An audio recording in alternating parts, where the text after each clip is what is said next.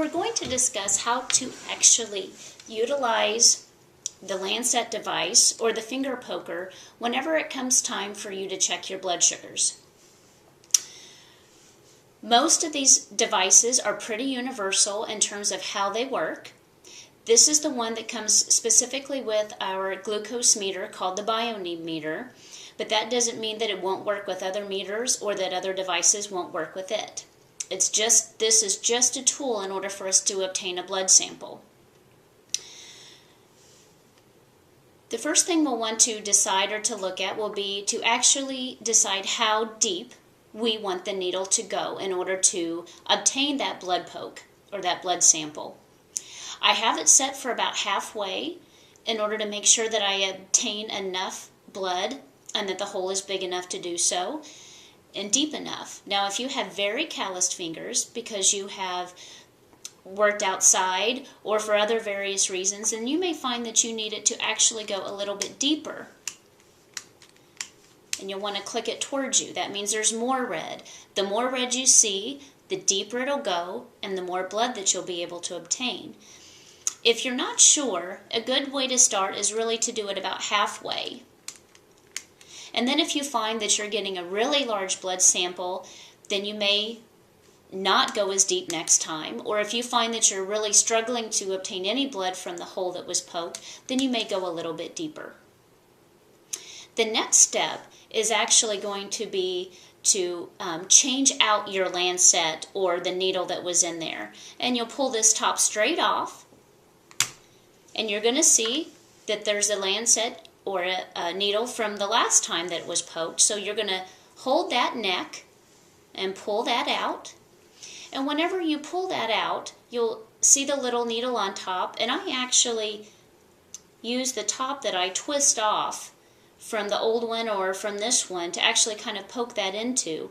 And then this, because it's poked a finger, it's considered a biohazard. And what you'll want to do is, if you don't have a sharps container, utilize a heavy plastic container like a bleach bottle or a detergent bottle to put this and any other types of needles that you might be using to manage your diabetes into, so that those who pick up the trash, they're not running a risk of having been poked by a used needle.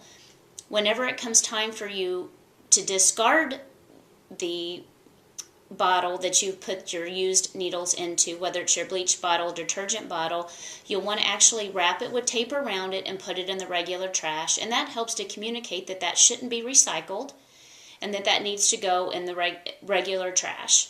So for now, we're going to put this off to the side for me to discard appropriately and place in a new lancet. Now this lancet is pretty universal. It's round at the bottom.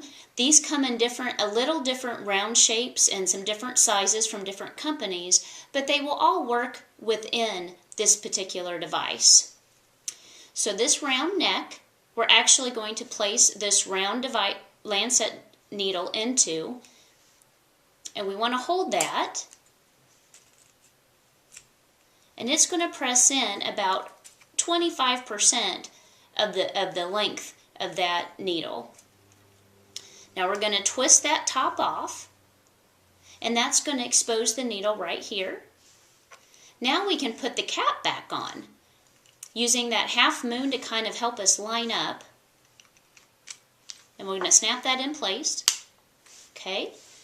Then we simply cock it, and then it's ready to go, and this is the trigger. So whenever it comes time for us to actually lance or poke our finger, this will be whatever the trigger that we actually hit, and you can hear it do a clicking sound. Okay? So I'm going to cock it back and make it ready to go and set it to the side, because now it'll be time for us to prepare our fingers. Now the best thing we can utilize is warm soapy water. The soap is going to help get rid of any germs, dirt, or any residual or leftover food or sticky stuff that may be left on our fingers. Think if you ate an orange and peeled it, some of that sugar might still be dried on your fingers, and we want to make sure that when we do poke the finger, we get a good clean sample, and that sample of blood is just what's circulating and not anything extra left on the finger. The other benefit of using warm soapy water is that warm water is going to help the circulation get to the ends of the fingers better, which means you'll be able to get a better blood sample. When it comes time to focus on what area of the finger that we want you to poke on, the tips of the pads of the finger, they have the most nerve endings, which means they're going to be the most sensitive if you focus. I like to actually focus or imagine a horseshoe around the tips of the ends of the finger and around the sides, and actually do a little bit more lancing off to the side of the finger. Now my finger's not clean yet, but I wanted to show that you want to get a good seal. Whenever you decide to focus on a particular finger, get a good seal with that lancing device, enough to where it actually kind of makes the skin around it a little bit white. That makes sure that you have a good seal and you're going to get a good poke.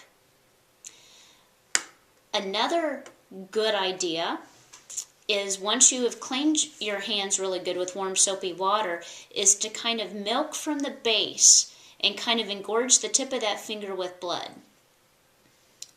Because we'll want to make sure that when you do obtain a blood sample and after you have poked, that you're not squeezing right around that hole in order to get that blood sample out. Because what can happen is that can break down that blood sample that you just obtained, which may actually end up causing an error reading with the blood sample, and then you have to poke your finger all over again. So wash your hands with warm soapy water, dry them well, kind of force that blood into the end of the finger, press enough to make it white around, and then hit the trigger. Now, I'm actually going to use an alcohol pad, and these would be the exception, not the rule. So if you're out and about at work or at a restaurant for some reason and don't have access to warm soapy water, then you may actually want to use an alcohol pad. But over time, these can dry out the area, which could potentially put you at risk for infection.